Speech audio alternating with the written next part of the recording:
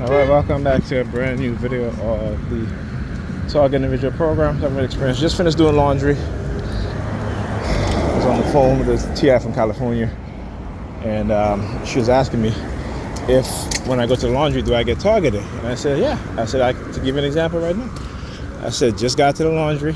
You have the laundry attendant standing right inside of the entrance of the laundry with his arm folded, right, literally staying there waiting for me because they've given him the info that I'm heading to the laundry. So he stays there with his arm folded, right, and he sees me. He acts like he doesn't want to move.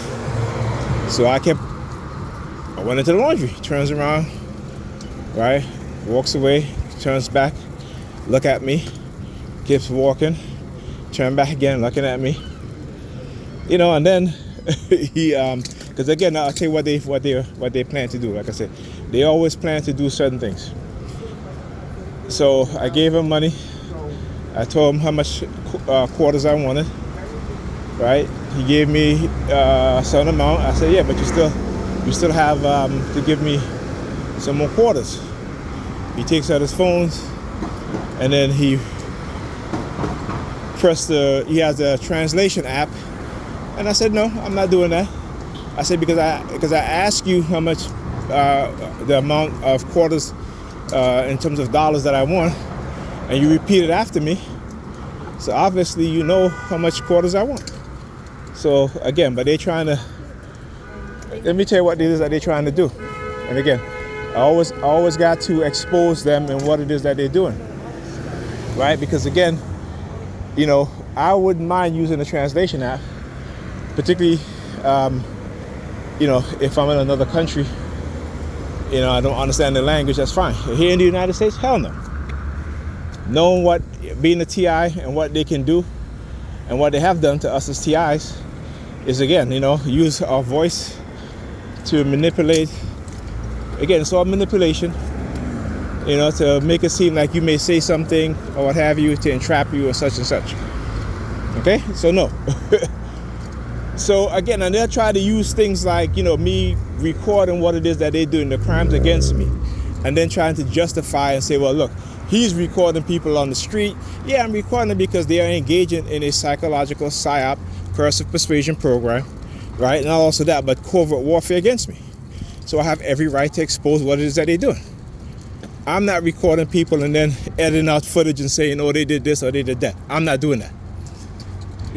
But I want you to understand these sick people with their sick mindset, okay, and how they try to justify what it is that they're doing, because it's all about justification, right? Because again, that's where the religious aspect comes from. Okay, well, we need to justify what we're doing to these individuals, so we're going to create justification, or we're going to manipulate them, right, and then experiment on them, and then try to blackmail them from coming forward. And if they try to expose us, we're going to engage in all sort of ill treatment and, manipulative tactics. So yeah. So again, they always got to create justification. They always got to create justification. And understand this, when you are a people who are powerless, those that have power and are in power can do whatever they want to do to you. And that's the truth. And that's the truth that particularly we as black people, tend not to want to understand. Okay, U3205. When you are a people who have no power, right, being oppressed by people who have power, they can do whatever they want to do to you. It's just the nature. It's just that, there are always going to be people like me who are going to say, nope, you're not going to do it. We're going to expose you. We're going to fight against you. There are always going to be rebellions. There are always going to be people who are going to uprise against oppressive people, or oppressive state, I should say. And this is what they're trying to prevent. This is what they're trying to prevent. They're trying to prevent people like me, particularly within the black community, COINTELPRO, right? What? Prevent the rise of a messiah, or messiahs, destroy their leaders, right? Manipulate them, attack them when they're young, entrap them, then control them.